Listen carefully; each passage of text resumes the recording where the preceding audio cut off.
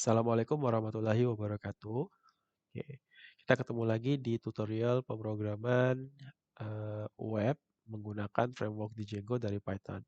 Oke, di video sebelumnya kita membahas tentang notifikasi ya, pop-up menggunakan SwiftError. Oke, kali ini kita akan membahas tentang menampilkan data dari database. Kalau kemarin kan kita menyimpan data nih, tapi kita belum menampilkan ke dalam sebuah table di sini ya, ke dalam table ini. Oke, nah sekarang kita membuat eee sebuah apa ya, maksudnya mau menampilkan data yang ada pada database gitu. Nah, kalau kita cek di database-nya, ketika kita select, oke, ketika kita select, oke, di situ sudah ada 3 data tuh, oke, sudah ada 3 data. Nah, sekarang kita mau menampilkan data ini di halaman, webnya kita gitu, ya. Oke, caranya kita kembali ke views dulu, ke views, jurusan, di sini ya, jurusan, oke, kita kontrol ke bawah, oke, kita bermain sedikit dengan ORM ya. Oke, cara menampilkan data gitu. Oke, di sini saya kasih contohnya, jur sama dengan oke, saya oke kalau di database ya, oke kalau di database ataupun di bahasa SQL itu dia gelarnya seperti ini, select bintang from jurusan. Oke, tapi kalau di ORM karena kita menggunakan ORM, Object Relation Mapping, oke, jadi agak berbeda sedikit dengan bahasa dari SQL. Oke, berarti kalau kita pengen mengambil data dari tabel jurusan, kita boleh menggunakan eh, ORM. Contohnya kita manggil dulu modelnya. Modelnya itu adalah jurusan, sorry, jurusan. Oke, berarti belum ada ya. Nah, kalau dia belum muncul, berarti kita harus import dulu di sini, gitu. Jadi kita import dulu si modelsnya. Oke, from titik models import. Oke, kita mau ngambil jurusan gitu. Oke, jadi di sini kita taruhlah jurusan. Jurusan titik objek titik all. Oke, ini sama juga dengan select bintang from jurusan. Oke, kemudian kita render ke template-nya si jurusan. Oke, nah kita buat seperti ini. Konteks. Oke, kemudian title. Oke, anggap saja ini adalah data jurusan. Oke, kita buatnya seperti ini. Kemudian, oke, kita buat di sini jurusan titik jur. Ataupun kalau mau dibuat seperti ini juga boleh ya. Jurusan ini variabel ya. Variabel jurusan. Kemudian kita lempar. Jurusan ini kita taruh di sini supaya dia bisa dibawa ke sorry jurusan ke template-nya. Oke. Kemudian konteks ini kita taruh di sini, koma konteks. Oke, kita buat dia seperti ini, ya. Nah, sekarang kita tinggal eh, main di jurusan, di template jurusan ya. Oke, kita klik jurusan, kita masuknya di sini. Nah, di sini kita harus menggunakan perulangan gitu, ya. Ya, perulangan table di sini ya. Berarti kita fokus di T-body-nya aja gitu. Oke, jadi di T-body kita pakai perulangan, kita buat seperti ini. Tanda persen 2. Oke, kita tekankan for. Oke, for. Udah saya kasih di situ contohnya A aja ya. For A in. Nah, yang dilempar dari views itu adalah ini ya, jurusan ini adalah nama key-nya. Ini kayak sebuah dictionary juga ya. Oke, key-nya. Kita ambil key-nya. Jurusan ini kita copy. Oke. Kemudian kita bawa ke sini. Jurusan. Gitu. Ya.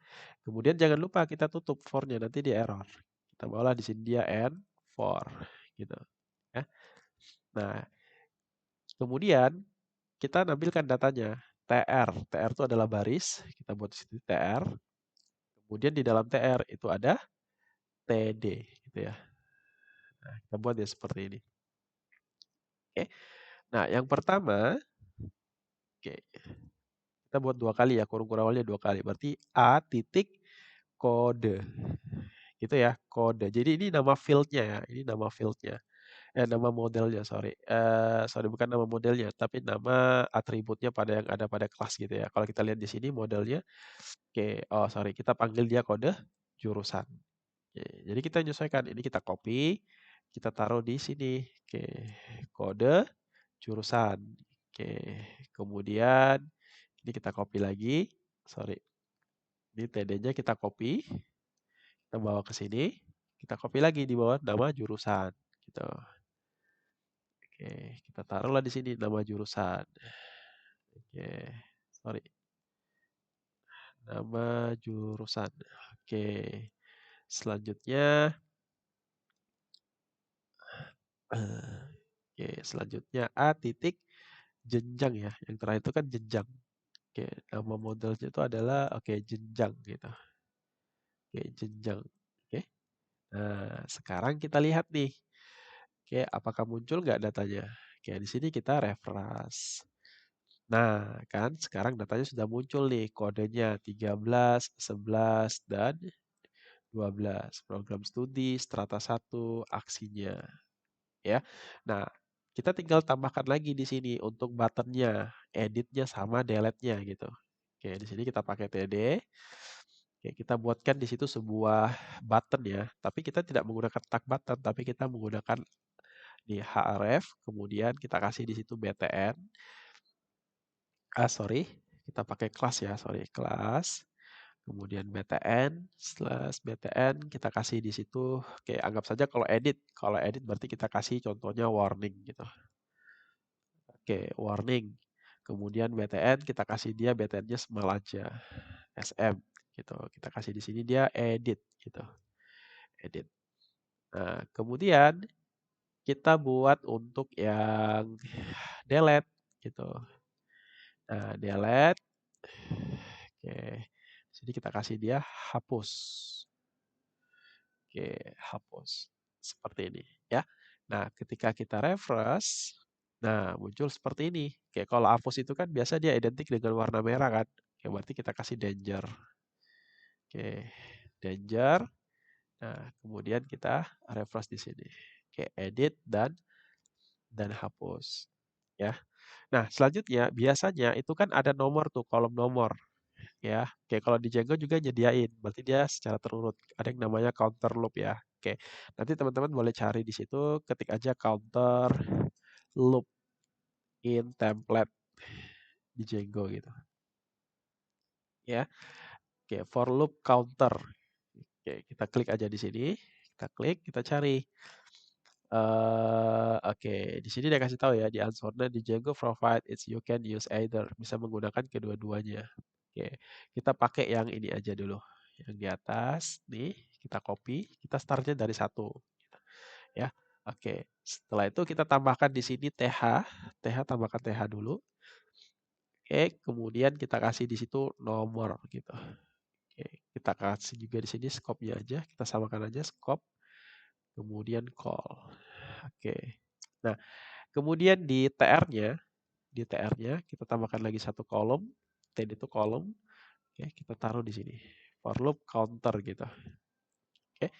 Nah, di sini kita tinggal refresh aja, refresh. Nah, ada nomor 1 2 3 dan seterusnya, ya. Nah, ketika kita nambah lagi, contohnya kodenya anggap saja 14. Program studinya adalah sistem informasi. Contohnya D3. Oke. Oh, sorry. Nggak apa-apa, kita taruh di sini diploma. Diploma 3. Oke, kita cari di sini diploma 3. Oke, ini kita simpan. Oke, data disimpan, sukses. Oke. Nah, itu datanya sudah ada nih, 14 sistem informasi D3. Jenjangnya D3 ya. Kalau kita tambah, nah sebenarnya kita boleh menggunakan drop down ya di sini drop down. Kayak caranya gimana? Oke, ini kita ubah dikit. Jadi kita tinggal masuk dulu di modelnya, di model di sini kita tinggal tambahkan aja di sini. Kita buatkan di situ. Contohnya level gitu ya. Level sama dengan kita buat dia seperti ini. Oke, yang pertama contohnya eh strata 1 gitu ya. Ataupun kita pakai aja di situ S1. S1 kemudian di situ strata gitu. Oke, strata 1. Nah, oke. Kemudian S2, S2 Sini kita kasih strata 2. Oke, kemudian di sini lagi S3, koma, strata, kita kasih di situ strata 3. Oke, koma. Oke. Kemudian di sini ada D berapa ya? D3 dulu ya, D3. Oke, D3. Kemudian koma, kita kasih di situ dia diploma 3. Ya. Oke. Kemudian diploma 4 gitu. Oke. D4. Di situ ada diploma 4 gitu ya. Oke. Nah, kemudian di jenjang itu kita taruhlah, terserah mau taruh di akhir juga boleh. Oke, kita taruh di akhir aja ya. Kita kasih di situ choice. Choice, kemudian panggil di situ level. Sorry, nama variabelnya adalah level. Oke, kita buat seperti ini ya. Nah, kemudian kita kembali di sini, kita refresh. Oke, dia sudah berubah menjadi drop down gitu. Ya, drop down. Nah, tinggal kita pilih diploma 3. Oke, contohnya ada di strata 1 gitu ya, strata 1. Oke. Contohnya di sini 20 contohnya. Oke, program studinya teknik sipil gitu. Oke, strata strata 1 gitu. Oke, kita simpan. Nah, oke. Nah, tapi yang muncul untuk di jenjangnya itu adalah S1 gitu ya. Nah, harusnya kan yang muncul contohnya strata 1 gitu. Itu kenapa? Karena di sininya yang disimpan di dalam database ya, yang ini D3, D4, S1, S2, dan S3 gitu ya. Yang tampil ini tapi yang tersimpan di dalam database itu D3. Nah, kalau kita lihat di database-nya, kita lihat, nah yang tersimpan kan itu S1 ya. Oke. Nah, itu adalah cara menampilkan data dari eh, dari database ya. Ya. Oke, mungkin itu aja dulu yang bisa saya bahas. Ya, saya akhiri. Assalamualaikum warahmatullahi wabarakatuh.